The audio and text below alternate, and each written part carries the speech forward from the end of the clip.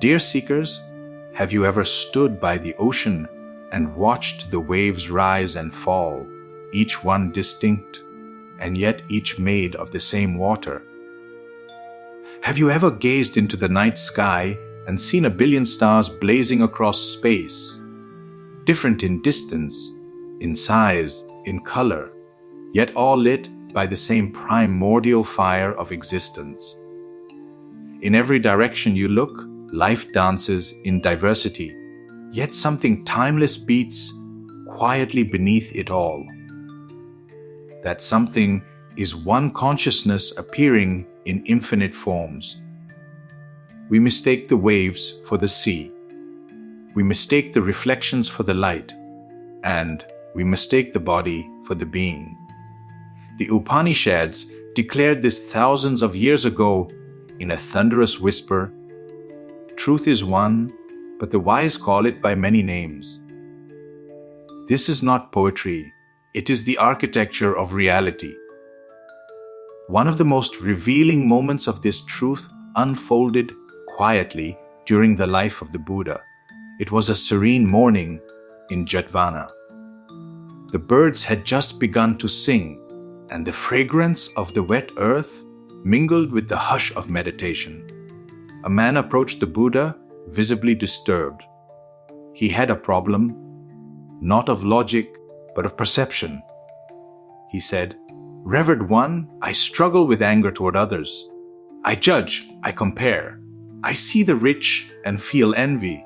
I see the poor and feel pity. I see the foolish and feel pride. How can I love people when they are all so different and flawed?" The Buddha, always gentle and mindful, did not speak immediately.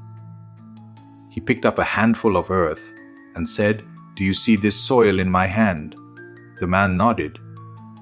Buddha continued, "Within it is clay for pots, mud for bricks, dust that becomes air, and richness that becomes food. It appears in 1,000 forms, yet it is all one earth." In the same way, the wise one sees all beings as forms shaped by conditions, but moved by the same light of consciousness. The man was silent. Then Buddha said something that has echoed through centuries.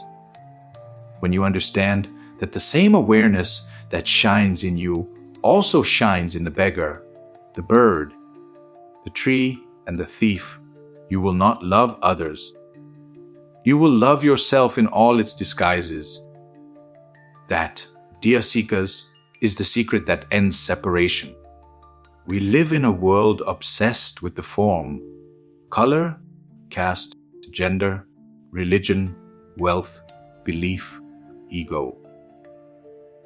But these are just costumes worn by the same consciousness, dancing in different roles on the same infinite stage.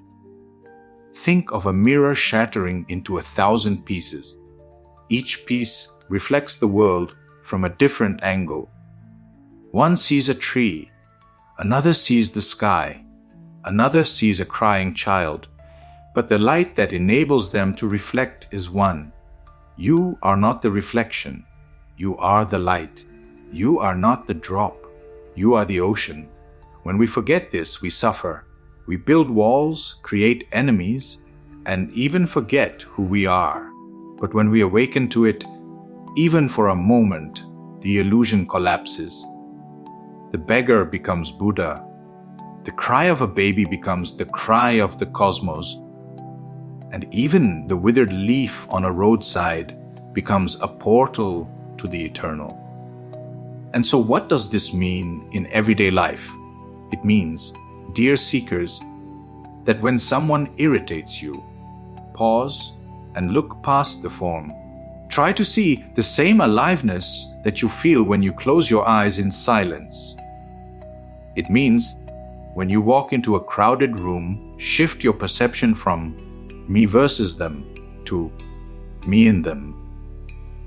It means, when you feel lonely, remember, you are never alone, for you are the all. In a world where every hand is stretched out for validation, for love, for peace? Can you be the one who sees through the veil? Imagine what would happen if even one human being truly lived this truth of one consciousness in infinite forms. They would no longer react, they would respond. They would no longer possess, they would serve. They would no longer fear death. For how can the ocean fear the drying of one wave? Dear traveler on the path, your body is different from mine. Your memories are different from mine. But the stillness inside you is the same as the stillness inside me. If you can recognize this, not in thought, but in direct experience, then in that moment, division ends and divinity begins. And so I ask you, not as a preacher, but as a mirror, can you look into the eyes of a stranger and say, you and I are not two? Can you look into your own suffering and say, his too is a mask worn by the eternal?